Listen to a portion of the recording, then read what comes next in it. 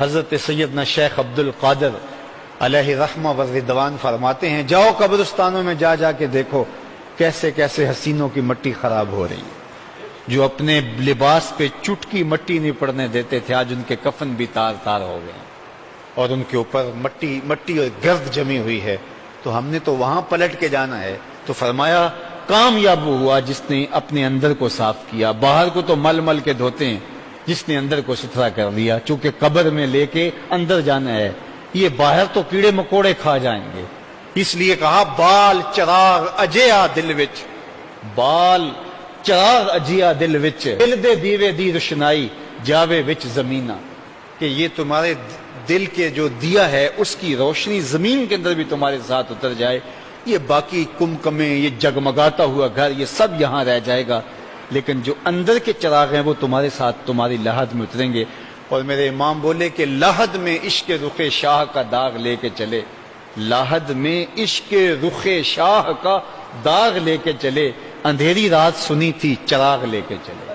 تو اصل تو چراغ یہ ہے جو اندر سے ہم نے لے کے جانا ہے۔ اور پھر انسان کی فطرت کو بیان کرتے ہوئے ارشاد فرمایا بل تؤثرون الحیات الدنیا، لیکن تمہارا جو عمومی رویہ ہے وہ یہی ہے کہ تم دنیا کی زندگی کو ترجیح دیتے ہو، تم سمجھتے ہو کہ یہ دنیا ہی سب کچھ ہے، جبکہ تمہارے سامنے جنازے اٹھتے ہیں، تم لوگوں کو چھوڑ کے یہاں سے سب کچھ جاتا ہوا اپنی آنکھوں سے دیکھتے ہو، لیکن دنیا حلم، دنیا ایک میٹھا خواب ہے، ایک سراب ہے جس کے پیچھے پھر بھی تم دوڑتے ہو۔ یہ تمہاری فطرت ہے جس کو قرآن نے بیان کیا، کہا اصل تمہارا مقصود تزکیے کا حصول تھا، لیکن تم دنیا کے ارد گرد ایسے لگ گئے اور ایسے کھو گئے کہ جانتے بوجھتے بھی تمہاری ترجیح دنیا بن گئی، جبکہ تم نے دیکھا کہ یہ دنیا کسی کے ساتھ وفا نہیں کرتی۔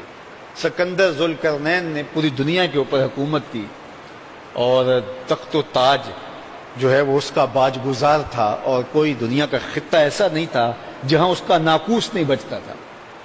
تو جب وہ مرنے لگا تو اس نے وصیت کی کہ میرے ہاتھ کفن سے باہر رکھے جائیں، تو یہ عمومی انداز سے برعکس تھا۔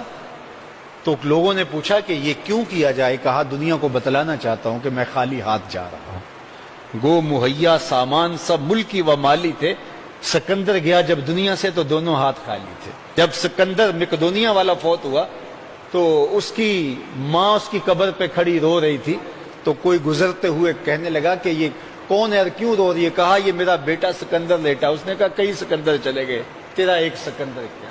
ہر ماں کا بیٹا اس کا سکندر ہی ہوتا ہے، لیکن کتنے سکندر مٹی تلے لیٹ گئے خاک کا کفن اوڑھ کے، اور آج ان کا نام و نشان بھی۔